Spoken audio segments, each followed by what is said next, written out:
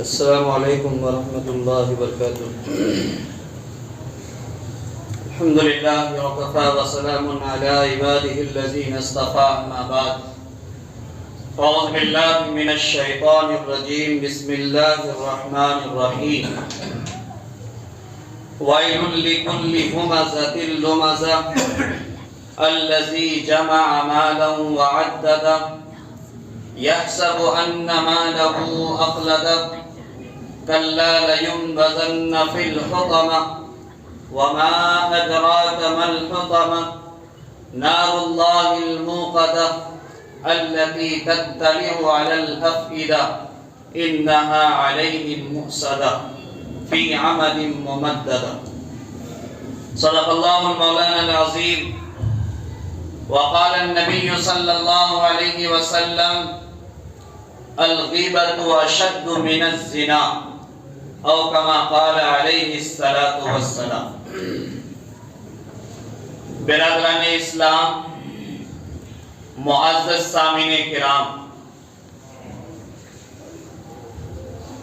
طلب دنیا کر کے دیکھا، فکر عقبہ کر کے دیکھ، طلب دنیا کر کے دیکھا، فکر عقبہ کر کے دیکھ، سب کو اپنا کر کے دیکھا، رب کو اپنا کر کے دیکھ۔ خط گناہ میں جب گناہ تو کر چکا پھر کچھ نہیں، خط گناہ میں جب گناہ تو کر چکا پھر کچھ نہیں، ایک ذرا سی دیر کی ہے یہ مزہ پھر کچھ نہیں۔ معزز سامعین کرام، اللہ رب العزت کا ہم سب پر بے پایا احسان اور کرم ہے کہ اللہ تعالی نے ہم سب کو ایمان کی دولت سے نوازا، اور اللہ نے آخری امت بنا کر کے بھیجا ہے جس امت کو خیر امت کہا گیا ہے۔ خیر امت کس کو کہتے ہیں؟ خیر امت کہتے ہیں ایسی امت کو جس کے اندر اچھائی کرنے کی صلاحیت ہو اور اچھائی کی طرف لوگوں کو بلائے، برائی سے رکنے کی صلاحیت ہو اور دوسروں کو برائی سے روکے۔ تأمرون بالمعروف وتنہون عن المنکر، کہ اچھائی کا حکم کرتی ہے یہ خیر امت اور برائی سے روکتی ہے۔ یہاں ٹھہر کر ہم سب کو اپنے دل پر ہاتھ رکھ کر کے محاسبہ کرنا ہوگا اور اپنے آپ میں یہ فیصلہ کرنا ہوگا کہ کیا ہم خود اچھے کام کرتے ہیں اور لوگوں کو اچھائی کی طرف بلاتے ہیں؟ کیا ہم خود برائی سے رکتے ہیں اور دوسروں کو برائی سے روکتے ہیں؟ اگر کرتے ہیں تو ہم خیر امت ہیں، اگر کرتے ہیں تو ہم خیر امت ہیں، اور اگر یہ صفت ہمارے اندر نہیں ہے تو پھر ہم خیر امت کہلانے کے لائق نہیں۔ میں نے قرآن شریف کی ایک سورہ تلاوت کی جس میں اللہ تعالی نے روحانی برائیوں سے بچنے کی ہدایت دی۔ وہ برائی کیا ہے؟ وَيْلٌ لِكُلِّ ہُمَزَةٍ لُمَزَةٍ، ہلاکت ہے، بربادی ہے ایسے لوگوں کے لیے جو لوگوں کو تانا دیتے ہیں اور لوگوں کی عیب نکالتے ہیں۔ تانا دینا، اشارے میں کسی کی برائی کرنا، اشارے میں کسی کی استہزاء کرنا، اشارے میں کسی کا مذاق بنانا یا عیب نکالنا۔ ایک ہے تانا دینا اور دوسرا ہے اس کے اندر جو پائی گئی صفات ہے اس کی برائی بیان کرنا۔ اللہ کے نبی صلی اللہ علیہ وسلم نے صحابہ کرام کو حکم دیا کہ غیبت سے بچو۔ صحابہ نے پوچھا یا رسول اللہ غیبت کیا چیز ہے؟ آپ نے فرمایا کہ کسی کے پیٹھ پیچھے اس کے بارے میں ایسی بات کہنا جو وہ ناپسند کرتا ہو، کسی کے پیٹھ پیچھے وہ باتیں اس کے بارے میں کہنا جس کو وہ ناپسند کرتا ہو۔ صحابہ نے پوچھا یا رسول اللہ اگر وہ چیز اس کے اندر ہو تو کیا بیان کیا جا سکتا ہے؟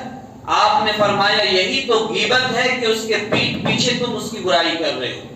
پھر صحابہ نے پوچھا کہ اگر اس کے اندر وہ چیز نہیں ہے تو آپ نے فرمایا تب تو وہ تہمت ہے، یعنی اس کے اندر وہ برائی ہے نہیں اور آپ اس کے طرف اس کو منسوب کر رہے ہیں، تو وہ کیا ہے؟ اس کے اوپر تہمت لگانا ہے، الزام لگانا ہے۔ جب معراج میں آپ صلی اللہ علیہ وسلم تشریف لے گئے تو دیکھا کہ ایک شخص اپنے ناخون سے گلفر کو پھاڑ رہے ہیں، نوچ رہے ہیں اور مردار گوشت کھا رہے ہیں۔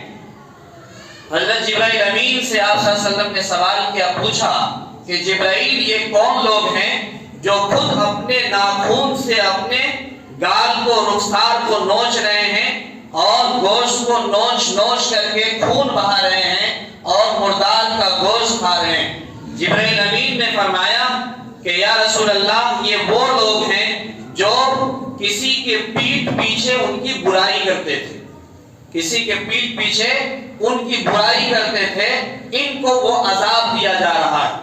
آپ صلی اللہ علیہ وسلم نے ایک دن صحابہ کو حکم دیا کہ تم روزہ رکھو، سب نے روزہ رکھا۔ جب افطاری کا ٹائم ہوا تو آپ نے فرمایا کہ اس وقت تک افطاری نہ کرنا جب تک میں خود اجازت نہ دوں افطاری کا۔ صحابہ لوگ آپ کے پاس آتے گئے اور کہتے گئے یا رسول اللہ ہم نے صبح سے شام تک روزہ رکھا ہے اور بھوک لگی ہے، افطار کی اجازت دے۔ تو آپ نے اجازت دے دیا، ایک ایک کر کے سب کو اجازت دیتے رہے۔ ایک صحابی آئے، کہا یا رسول اللہ ہمارے گھر میں 2 خاتون ہیں جنہوں نے روزہ رکھا لیکن شرم کے مارے وہ آپ کے پاس نہیں آنا چاہتی، تو آپ نے فرمایا کہ جاؤ ان سے کہہ دو کہ انہوں نے دوسروں کا گوشت کھایا ہے اس لیے ان کا روزہ قبول نہیں ہوا۔ وہ تعجب میں پڑ گئے کہ گوشت کیسے کھایا ہے؟ تو آپ نے فرمایا جاؤ اگر تم کو یقین نہیں ہو رہا ہے تو ان کو کہو منہ میں ہاتھ ڈالنے کے لیے اور الٹی کرنے کے لیے، الٹی کرواؤ ان سے۔ جب ان سے الٹی کروایا گیا تو گوشت کا لوتھڑا ان کے اندر سے نکلا، پیٹ سے نکلا، اور آپ صلی اللہ علیہ وسلم کو یہ روداد سنایا گیا تو آپ نے فرمایا کہ یہ جو غیبت کا لوتھڑا تھا پیٹ کے اندر، یہی لوتھڑا کل جہنم کی آگ میں اس کو جلانے کے لیے کافی تھی۔ آپ صلی اللہ علیہ وسلم نے فرمایا کہ اگر غیبت کرنے والا آدمی، کسی کے پیٹھ پیچھے اس کی برائی کرنے والا آدمی اگر اسی حال میں مر جائے تو وہ جہنم کی آگ میں جلے گا، اور اگر توبہ کرتے ہوئے مر جائے تو سب سے اخیر میں جنت کے اندر داخل ہوگا۔ سب سے توبہ کر کے مرا ہے تو غیبت کرنے والا سب سے اخیر میں جنت میں جائے گا، اور توبہ نہیں کیا ہے غیبت کرتے کرتے مر گیا تو سب سے پہلے وہ جہنم کی آگ میں جلے گا، سب سے پہلے جہنم کی آگ میں جلے گا۔ اور تھوڑی دیر کے لیے یہ سمجھیے کہ غیبت کرنے سے کوئی فائدہ نہیں ہوتا۔ کسی کے پیٹھ پیچھے ہم کسی کی برائی کر رہے ہیں تو زیادہ سے زیادہ آنکھ کو اور کان کو اور زبان کو تھوڑا سا لطف مل سکتا ہے، لیکن کوئی فائدہ ہونے والا نہیں ہے۔ اس کو کہتے ہیں گناہ بے لذت، جس میں کوئی مزہ بھی نہیں آیا اور اپنا ایمان کو غارت کر لی۔ کوئی مزہ بھی نہیں آیا، کوئی فائدہ بھی نہیں ہوا، اپنے ایمان کو غارت کر لی، اپنے ایمان کو برباد کر لیے۔ تو پیٹھ پیچھے غیبت کرنے والوں کے بارے میں اللہ تعالیٰ نے قرآن کے اندر فرمایا یا ایھا الذین آمنوا اجتنبوا کثیرا من الظن ان بعض الظن اسم ولا تجسسوا ولا یغتب بعضکم بعضا ایحب احدکم ان یأکل لحم اخیہ میتا فکرہتموہ۔ کیا تم میں سے کوئی یہ پسند کرتا ہے کہ اپنا سگا مردار بھائی کا گوشت کھائے؟ کوئی پسند نہیں کرتا۔ تو غیبت کرنے والا آدمی ایسا ہی ہے جیسا کہ اپنا سگا مردار بھائی کا گوشت کھانے والا ہے۔ اللہ کے نبی صلی اللہ علیہ وسلم نے فرمایا کہ الغیبت اشد من الزنا، غیبت کرنا یہ زنا سے بھی بھاری گناہ ہے۔ غیبت کرنا یہ زنا سے بھی بھاری گناہ ہے، کیونکہ زنا کرنے والا زنا سے توبہ کر کے پاک ہو سکتا ہے، لیکن ایک غیبت کرنے والا جس کی غیبت کیا ہے جب تک اس سے معافی نہیں مانگے گا، چاہے وہ کتنا ہی قرآن کی تلاوت کر لے، روزہ رکھ لے، نماز پڑھ لے، استغفار کر لے، کچھ بھی کر لے، غیبت کرنے والے کی گناہ معاف نہیں ہوں گے، غیبت کرنے والے گناہ معاف نہیں ہوں گے۔ اس لیے غیبت بہت سنگین جرم ہے اور یہ بہت بھاری گناہ ہے۔ اس لیے اللہ کے نبی صلی اللہ علیہ وسلم نے فرمایا الغیبت اشد من الزنا، کہ غیبت یہ زنا کاری سے زیادہ شدید گناہ ہے، اس لیے غیبت سے بچا کرو۔ غیبت میں ہوتا کیا ہے؟ غیبت میں ہوتا یہ ہے کہ غیبت کرنے کی وجہ سے سماج کے اندر، دوست کے اندر، بھائی چارگی کے اندر فتنہ پھیلتا ہے۔ غیبت کرنے سے ایک دوسرے میں نفرت پیدا ہو جاتا ہے۔ غیبت کرنے سے ایک دوسرے کا جو تعلق ہے، بنا بنایا سماج ہے اور بنا بنایا دوستی ہے، اس دوستی میں دراڑ پڑ جاتا ہے۔ اور غیبت کرنے کی وجہ سے اتحاد ملت کے اندر خلفشار پیدا ہوتا ہے اور ملت میں افراتفری مچ جاتا ہے۔ اسی لیے غیبت کرنے سے منع کیا گیا۔ لیکن معاملہ یہ ہے کہ آج ہمارا معاشرہ غیبتوں سے پورا بھرا ہوا ہے۔ ہمارا معاشرہ آج غیبتوں سے بھرا ہوا ہے۔ جہاں بھی 2 سے 4 آدمی بیٹھیں گے اور ان کی بات شروع ہوگی تو غیبت سے ہی شروع ہوگی کہ فلاں آدمی ایسا ہے، فلاں آدمی فلاں کر رہا، فلاں آدمی یہ ہو رہا ہے، فلاں آدمی گھر کیسے بنا رہا، فلاں آدمی یہ کیسے کر رہا، فلاں آدمی وہ کیسے کر رہا۔ اور یہ آدمی آپ کان کھول کر کے سن لیجیے، سب سے بڑا نکما ہوتا ہے جو دوسری کے پیٹھ پیچھے اس کی برائی کرتا ہے، کیونکہ وہ کسی قابل نہیں ہوتا۔ جو قابل ہوتا ہے وہ کچھ کر کے گزرتا ہے، جو قابل ہوتا ہے ایک تاریخ رقم کرتا ہے، جو قابل ہوتا ہے وہ کچھ کر کے دکھاتا ہے۔ اور غیبت کرنے والا اندر سے جل جل کر کے گھن پیدا کر لیتا ہے اور اندر سے ان کی ایمان غارت ہو جاتی ہے اور جلتے جلتے خود کو جلا لیتا ہے، لیکن کچھ کر نہیں پاتا۔ اب یہاں ٹھہر کر ایک بات سمجھ لیجئے کہ غیبت کرنا جتنا بڑا جرم اور بھاری گناہ ہے، غیبت سننا بھی اتنا ہی بھاری جرم اور گناہ ہے۔ جو آدمی غیبت سنتا ہے وہ سننے والا بھی وہی مجرم، اتنا ہی بڑا مجرم ہے جتنا غیبت کرنے والا مجرم ہے۔ اسی لیے قرآن میں اللہ تعالیٰ نے فرمایا وَيْلٌ لِكُلِّ هُمَزَةٍ لُمَزَةٍ، ہلاکت و بربادی ہے ایسے لوگوں کے لیے جو غیبت کرتے ہیں اور دوسروں کے بارے میں طعنہ دیتے ہیں۔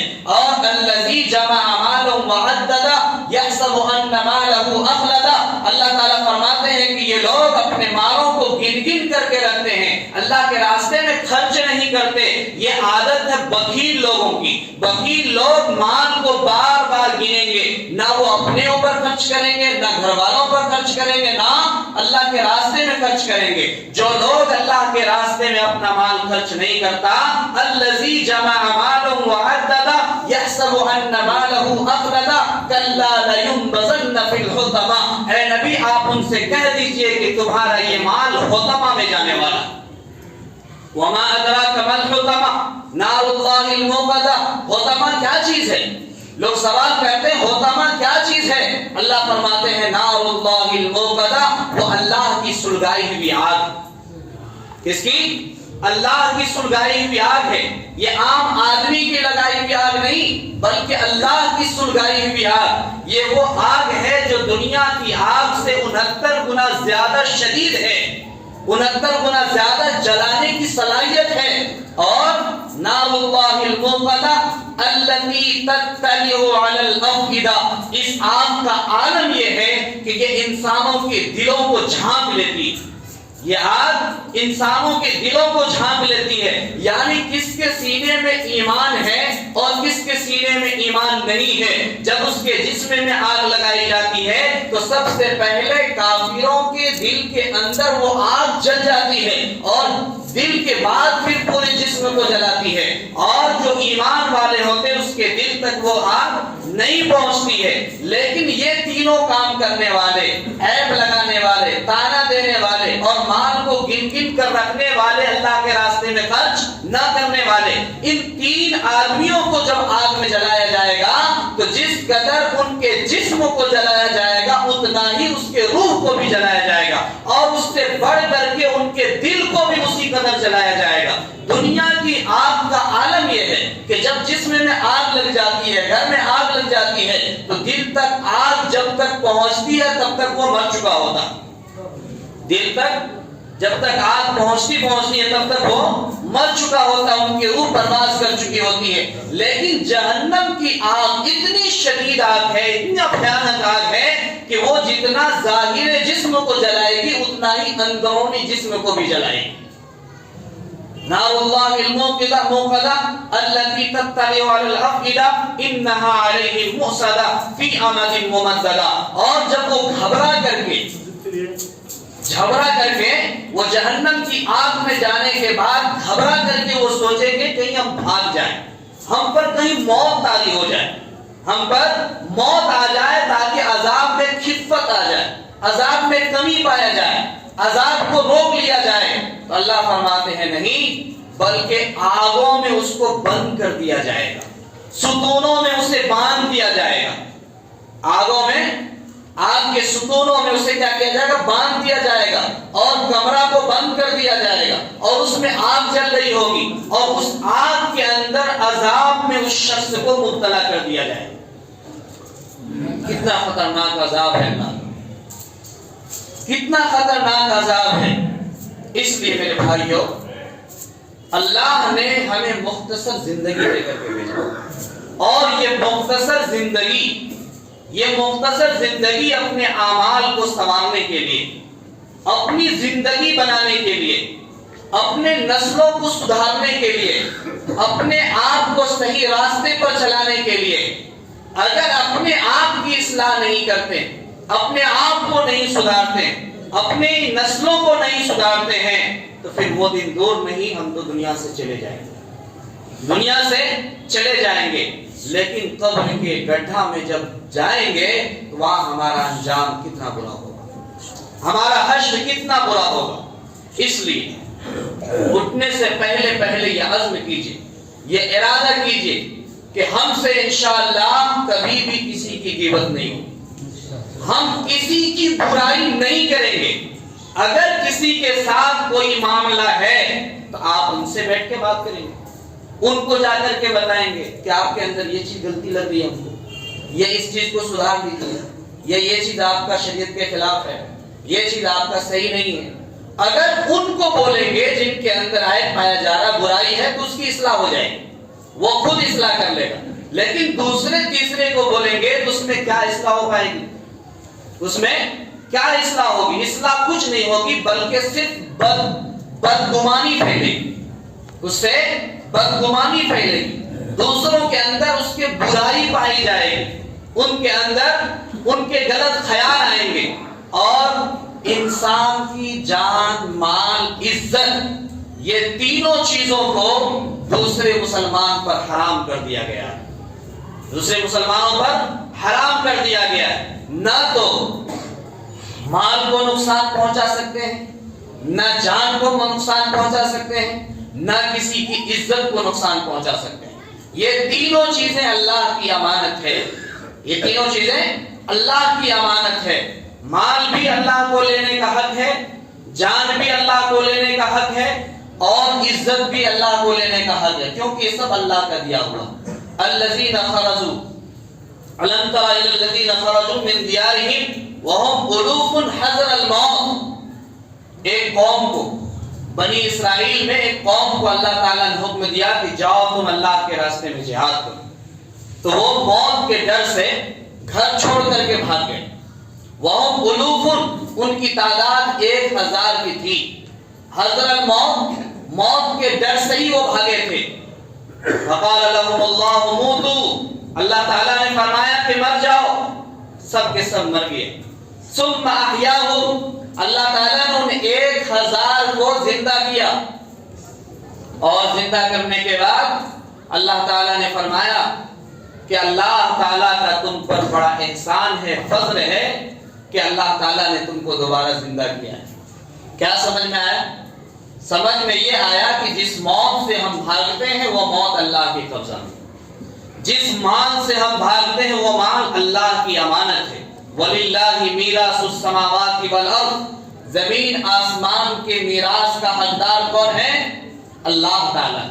جب ہم نہیں تھے تو بھی کسی اور کا تھا، جب ہم ہیں تو آج ہمارے قبضے میں ہیں، ہم چلے جائیں گے تو پھر وہ دوسرے کا ہو جائے. وہ چلا جائے گا پھر تیسرے کا ہو جائے گا. کیا کوئی مال لے کر کے ساتھ گیا ہے؟ نہیں گیا. تو وَلِلَّهِ مِيرَاثُ السَّمَاوَاتِ وَالْأَرْضِ، زمین آسمان کی میراث کس کا ہے؟ اللہ کا ہے. اس کا حاکم اللہ ہے تنہ تنہا. کل قیامت کے دن بھی اللہ ہی کی بادشاہت ہوگی اور آج بھی اللہ ہی کی بادشاہت ہے. یہی سمجھنے کے لیے اللہ نے انسان کو اشرف المخلوقات بنایا. انسان کو اشرف المخلوقات یہی سمجھنے کے لیے بنایا ہے کہ اتنے بڑے آسمان، اتنی بڑی زمین کو دیکھو اور غور کرو کہ یہ بنانے والا کون. پوری دنیا مل کر کیا اس طرح کا آسمان بنا سکتے ہیں؟ پوری دنیا مل کر کیا ایک بچے کی نشو و نما کر سکتے ہیں؟ نہیں کر سکتے. ایک آنکھ میں پوری دنیا مل کر روشنی دے سکتی ہے؟ نہیں دے سکتی. اللہ کی کتنی بڑی قدرت ہے اور یہ سب کچھ اللہ کا دیا ہوا. یہ سب کچھ اللہ کا دیا ہوا اور اللہ کا منشا یہ ہے کہ میرا بندہ میری بندگی کر کر کے آئے، میرے حکم کو مان کر کے آئے، ایک دوسرے انسان کو نقصان نہ پہنچائے بلکہ ان کی عزت کرے، ان کا احترام کرے. اور جو دوسروں کا احترام کرتا ہے اللہ اس کے احترام کو بڑھا دیتا ہے. جو دوسروں کی عزت کرتا ہے اللہ ان کی عزت کو بڑھا دیتا ہے. اور غیبت سے، چغلی سے، تانا سے، لعن طعن سے، حسد سے کوئی فائدہ نہیں ہوتا سوائے نقصان. سوائے نقصان کے کوئی فائدہ نہیں ہوتا. اور غیبت کا بدلہ جہنم کی آگ ہے، اس کے علاوہ کچھ نہیں. اس لیے اگر ہم سے غیبت ہوا ہے، ہم کسی کی غیبت کیے ہیں تو خدا کے واسطے اس سے معافی مانگیں. اس سے معافی مانگ لیں اس سے پہلے کہ ہماری موت آ جائے اور ہم جہنم میں ڈال دیے جائیں، جہنم کے آگ میں ڈال دیے جائیں. اس سے پہلے ہم معافی مانگ لیں ان سے اور ہمیں ایک دم سیدھی سادی زندگی گزارنی. ہمیں ایک پکا سچا مسلمان بن کر کے رہنا. اور مسلمان وہ ہوتا ہے جو اپنے لیے پسند کرتا ہے وہی دوسرے کے لیے پسند کرتا. مسلمان کون ہے؟ جو اپنے لیے پسند کرتا ہے وہی دوسرے کے لیے بھی پسند کرتا. اور مسلمان کامل وہ ہے جو اپنی زبان اور اپنے ہاتھ سے کسی کو تکلیف نہ پہنچائے. اپنی زبان اور اپنے ہاتھ سے کسی کو تکلیف نہ پہنچائے. اس لیے کہیں بھی بیٹھے ہو، اگر کوئی آپ کو کسی دوسرے کے بارے میں کوئی غیبت کرنے کے لیے آ رہا ہے، کچھ بول رہا ہے، تو یہ نہیں کہ اس کے بعد کو ہم غور سے سنیں گے تاکہ ایک کپ چائے مل جائے، اس کی بات کو ہم غور سے ملیں گے تاکہ ہم کو کچھ کھانے کے لیے مل جائے. نہیں، علل اعلان اس کے پاس سے اٹھ کر کے آپ چلے جائیں اور ان کو کہہ دیں کہ غیبت سننے کے لیے ہم آپ کے پاس نہیں بیٹھ سکتے. غیبت سننے کے لیے ہم آپ کے پاس نہیں بیٹھ سکتے. غیبت سے اپنے آپ کو بچائیے، غیبت سے پرہیز کیجیے. دوسری کی عزت کو اتنا ہی عزت دیجیے جتنا اپنے عزت کو آپ عزت دیتے ہیں. دوسروں کو اتنا ہی قدر کیجیے جتنا اپنے آپ کی قدر کرتے ہیں. دوسرے کی رسوائی کو اتنا ہی برا سمجھیے جتنا اپنی رسوائی کو برا سمجھتے ہیں. ایسا انسان ہر مقام پر کامیاب ہونے والا ہے. وَيْلٌ لِكُلِّ هُمَزَةٍ لُمَزَةٍ الَّذِي جَمَعَ مَالًا وَعَدَّدَهُ. ہلاکت و بربادی ہے ایسے لوگوں کے لیے جو تانا دیتے ہیں اور عیب لگاتے ہیں اور اپنے مالوں کو گن گن کر کے رکھتے ہیں. اپنے مالوں کو گن گن کے رکھتے ہیں اور اس کو اللہ کے راستے میں خرچ نہیں کرتے. اور وہ یہ سمجھتے ہیں کہ ہمیشہ ہمیشہ یہ مال میرا ساتھ میں رہے گا. بتائیے کوئی مال ساتھ میں رہنے والا ہے؟ نہیں. سونا کا بلڈنگ بنا لے، موت ہوتے ہی گھر سے باہر کر دیا جاتا ہے.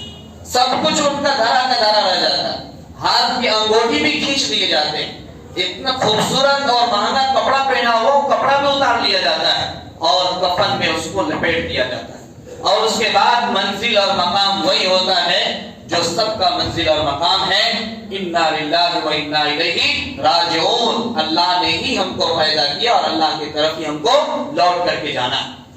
اللہ سے دوسری جگہ کہیں بھاگ کے نہیں جا سکتے. یا معاشر الجن والانس ان استطعتم، اے انسانوں اور جناتوں کی جماعت، اگر تم اللہ کی نافرمانی کرتے ہو تو زمین چھوڑ کے نکل جاؤ، آسمان کے سائے سے نکل جاؤ، بھاگو. فانفذوا لا تنفذون الا بسلطان. بھاگو، بار بار بھاگنے کی کوشش کرو، نہیں بھاگ سکتے کیونکہ زمین اتنی بڑی اللہ نے بنا دیا اور آسمان کا سایہ اتنا بڑا بنا دیا کہ نہ زمین چھوڑ کے بھاگ سکتے نہ آسمان چھوڑ کے بھاگ سکتے. جہاں بھی جائیں گے زمین ہی ملے، جہاں جائیں گے آسمان کا سایہ ہی ملے.